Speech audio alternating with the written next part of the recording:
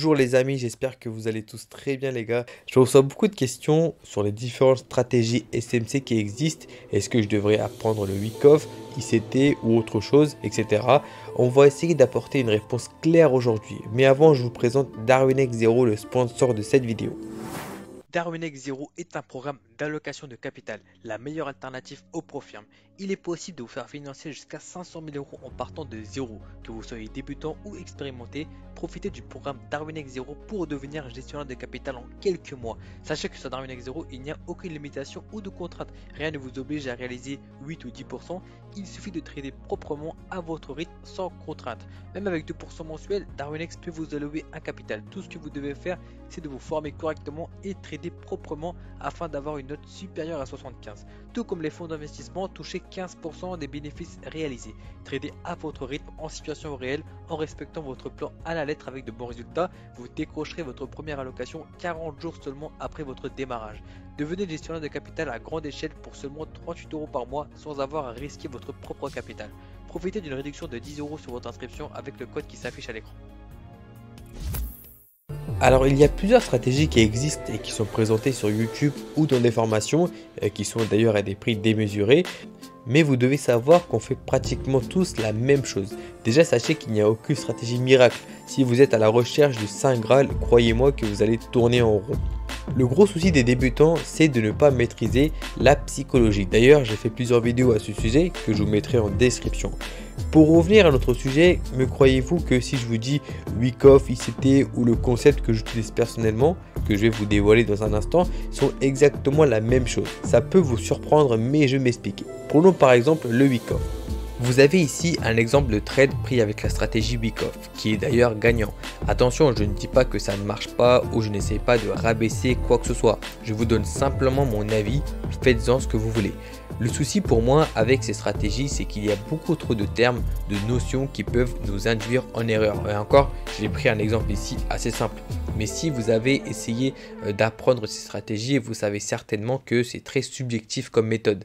Et c'est ce qui me dérange le plus ici. Par exemple, si le trader A voit le AR à ce niveau, donc c'est ce qu'ils appellent l'automatique rally, le trader B va le placer ici.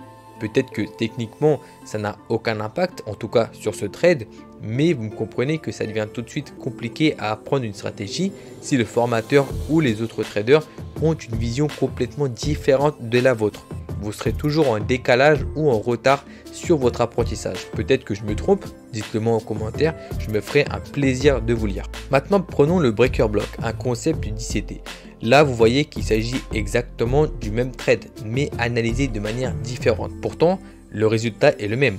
Pour expliquer rapidement le trade, vous avez ici une prise de liquidité, puis la cassure de la structure, donc le breaker block se trouve à ce niveau, d'où l'entrée sur cette zone.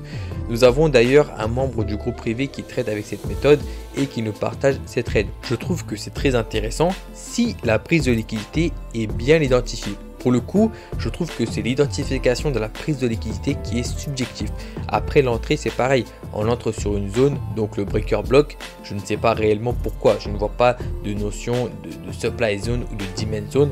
Bon, ça encore, c'est un autre débat. Et enfin, je vous présente ma méthode pour entrer en position. C'est le flip. Bon, là, c'est la toute première fois que j'emploie ce terme sur YouTube. Ça fait un peu bizarre, mais bon, c'est une méthode qui combine en fait le Wyckoff et les concepts d'ICT, mais en version beaucoup plus simple. Donc là encore une fois, on a le même trade que tout à l'heure. Pour expliquer rapidement le flip, en fait, on ne cherche pas juste à identifier la cassure de structure. On veut une réaction, une interaction entre acheteur et vendeur avant la cassure. Si ce n'est pas le cas, ce n'est pas un flip mais un straight choc, chose qui n'est pas suffisante pour entrer en position car ça peut aussi représenter une prise de liquidité. Prenons par exemple ce trade. Ici on a eu une claire prise de liquidité. Déjà première chose, pour avoir une prise de liquidité, il nous faut une cassure de structure. Ça pour moi c'est quelque chose qui doit être très clair. Par exemple ici sur l'image de gauche on peut voir qu'il n'y a eu aucune cassure de structure. Donc il n'y a eu techniquement aucune prise de liquidité. Donc ce n'est pas parce que vous avez une structure qui est baissière que vous avez à chaque fois des acheteurs qui se positionnent. En revanche sur l'image de droite on peut voir une cassure de structure qui est très claire. Donc pour le coup on a une nouvelle demand zone qui a été créée. Donc potentiellement on a des acheteurs qui vont se positionner sur cette demand zone et donc on a une prise de liquidité. Donc ça vous devez bien mettre en évidence dans votre plan de trading pour savoir quand est-ce que vous allez pouvoir valider une prise de liquidité. Après la prise de liquidité, nous avons un flip, réaction cassure de cette première supply zone et l'entrée se fait sur cette demand zone. Tout simplement, je n'ai utilisé aucun terme complexe ni de concept farfelu, pourtant en fin de compte, le résultat est le même. Je peux également vous présenter un des trades que j'ai pris la semaine dernière. Donc là, ce que je tiens vraiment à souligner, c'est la propreté, la clarté du graphique. Comme vous pouvez voir ici, on n'a pas besoin d'avoir 50 000 notions, 50 000 schémas sur le graphique. On a simplement besoin d'avoir les points essentiels. Ce que j'appelle les points essentiels, c'est par exemple les swing points. Donc là, ici, nous avons les swing points qui m'indiquent que la structure est baissière. Donc on va essayer de vendre le marché dans le but d'aller former un plus bas que le précédent plus bas. J'ai supprimé l'outil Premium Discount, donc ça aussi, je peux le tracer. Voilà, donc ici j'ai l'outil Premium Discount. La prochaine étape, c'est bien sûr d'identifier les zones HTF. Donc là, on a identifié une zone H1 dans laquelle on va pouvoir attendre un retournement du marché. Donc là, même si on attend un plus bas que ce précédent plus bas, si jamais le marché se retourne sur cette demand zone H1, on va pouvoir acheter. Ok, donc il ne faut pas rester uniquement focalisé sur une seule direction. Il faut savoir s'adapter en fonction de ce que le marché nous donne. Donc là, pour le coup, si on zoome ce qui s'est passé à ce niveau, on voit que le marché a retracé sur cette zone et s'est retourné. Mais avant ce retournement, il faut également prendre en compte la liquidité. Parce que si on se concentre uniquement sur les break-off structures, à 90% du temps, on va se faire sortir. Donc c'est pourquoi essayez également d'identifier les prises de liquidité avant de chercher un modèle d'entrée. Donc là, pour le coup, le marché a réagi sur cette première demand zone. On a eu une réaction qui est d'ailleurs intéressante. Donc là, au passage, avant de venir chercher cette demand zone H1, on a eu une sorte de choc. On a donc eu, comme je vous ai présenté tout à l'heure sur les schémas, enfin sur l'image que je vous ai présentée tout à l'heure, on a eu un strike choc, c'est-à-dire qu'on a eu une cassure de structure. Donc moi, quand j'ai ce cas de figure, eh bien j'attends la cassure de cette demand zone, parce que pour moi cette zone représente une trap zone, ok, c'est-à-dire une zone piège en quelque sorte.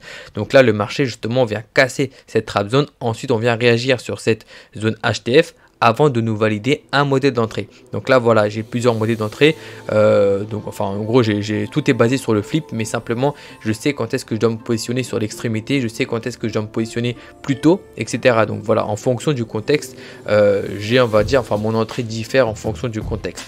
Donc là je vous rappelle que lorsqu'on s'intéresse à la structure interne, on n'a pas besoin d'avoir une clôture de bougie, la mèche est suffisante justement pour valider la cassure de structure. Donc ça, j'ai dit à plusieurs reprises sur cette chaîne. Donc là, une fois que le marché justement a validé mon modèle d'entrée, je me positionne sur cette demand zone en laissant bien sûr toujours une petite marge de sécurité.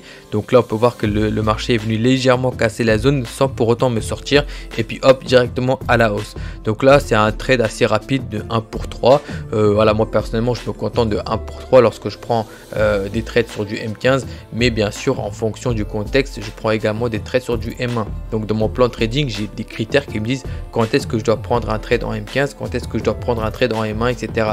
Donc bien sûr, ma manière de rentrer en position dépend du contexte, dépend de la situation en question. Si vous souhaitez nous rejoindre dans la communauté privée pour avoir accès aux analyses quotidiennes et hebdomadaires, il y a aussi les calls hebdomadaires, sans oublier bien sûr la formation dans laquelle je détaille le flip et les différentes manières de rentrer en position. N'hésitez pas à jeter un œil sur mon site internet, vous trouverez bien sûr le lien en description.